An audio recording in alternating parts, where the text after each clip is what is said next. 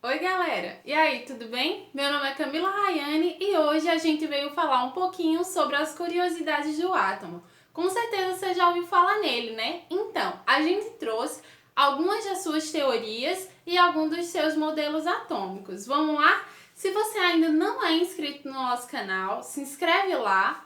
Se você também não nos acompanha ainda pelo Instagram, nos segue, @SOS Exatas Reforço.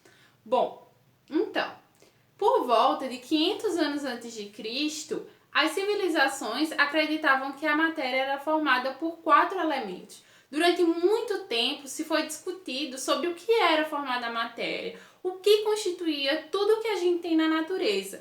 Então, por volta desse século, por volta desse tempo, prevaleceu uma ideia que durou por muitos anos, que era que tudo que a gente tem na natureza foi constituído, era criado a partir da água, do ar, da terra e do fogo.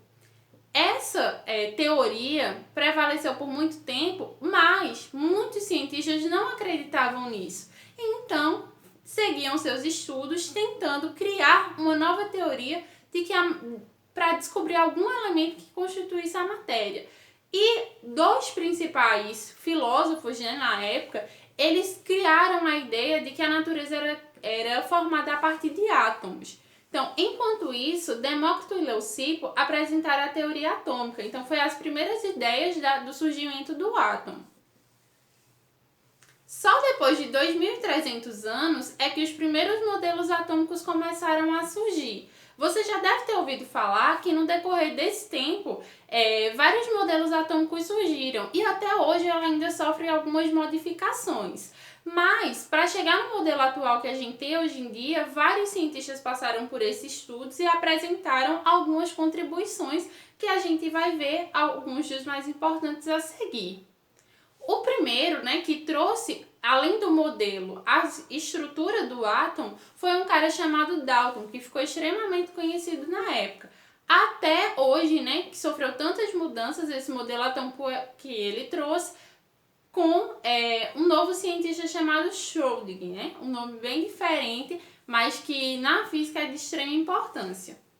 Então agora a gente vai discutir então o que é o átomo. Na verdade, o átomo ele significa uma partícula indivisível, mas que a gente vai ver que com a evolução atômica, os cientistas perceberam que sim, ele era divisível. Atualmente, para um nível médio, a gente sugere que o átomo ele é dividido em duas partes.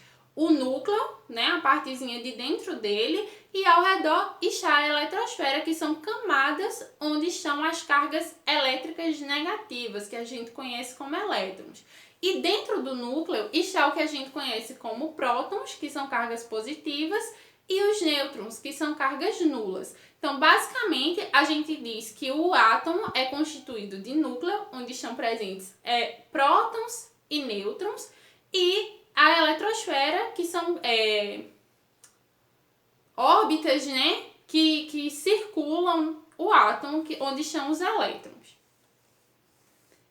A evolução do átomo, como a gente comentou, apresentou diferentes estruturas e diferentes contribuições de alguns cientistas, que a gente vai discutir um pouquinho cada um deles agora. O primeiro é Dalton, e Dalton ele trouxe essa ideia do átomo, a estrutura, por volta de 1808, onde ele diz pra gente que o átomo é uma esfera, ele é maciço, contudo é indivisível.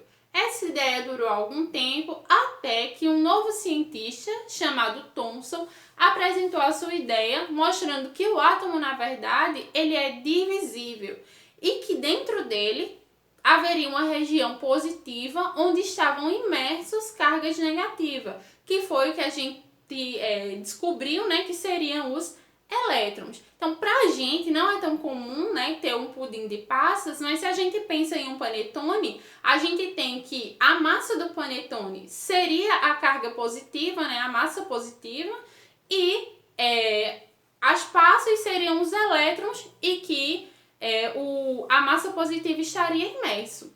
Então, esse modelo ficou conhecido como pudim de passas e contribuiu bastante pela descoberta dos elétrons dentro do átomo.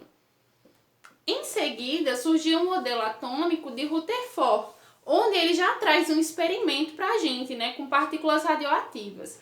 Esse modelo ele surgiu por volta de 1911 e ele traz essa descoberta que a gente comentou anteriormente, em que o átomo é dividido em núcleo e eletrosfera, onde o núcleo está constituído prótons e nêutrons e na eletrosfera está constituída os elétrons. Após Rutherford, Bohr ele traz o modelo para a gente por volta de 1913 e na verdade ele traz uma contribuição para o que Rutherford já apresentou, onde essas cargas elétricas negativas que estavam presentes na eletrosfera, na verdade elas eram energizadas. O que significa isso? Que elas cabiam uma quantidade de elétrons em cada carga, que é o que a gente conhece hoje como camadas eletrônicas ou níveis eletrônicos, que a gente estuda lá a partir do 9º ano e volta a estudar novamente no ensino médio, onde ele divide as camadas em K, L, M e cada camadazinha dessa aguenta, né, suporta uma quantidade de elétrons. Após Bohr, né, e depois de muitos estudos e muitos outros cientistas nesse meio termo, veio o modelo mais atual que a gente tem, que é de Schrödinger, que é por volta de 1926 que ele apresenta as suas contribuições. O que diferencia, né, principalmente o último modelo que a gente tem, que é de Rutherford-Bohr, para o de Schrödinger, é que na verdade ele não acredita que os elétrons estejam em órbitas, mas sim em que a região que os elétrons estejam presentes seriam uma nuvem, né, uma massa por volta do núcleo do átomo, tá bem? Então, essa é as principais curiosidades que a gente traz sobre o átomo. Esperamos que vocês tenham gostado e se vocês gostaram, dá o like. Bom, até a próxima!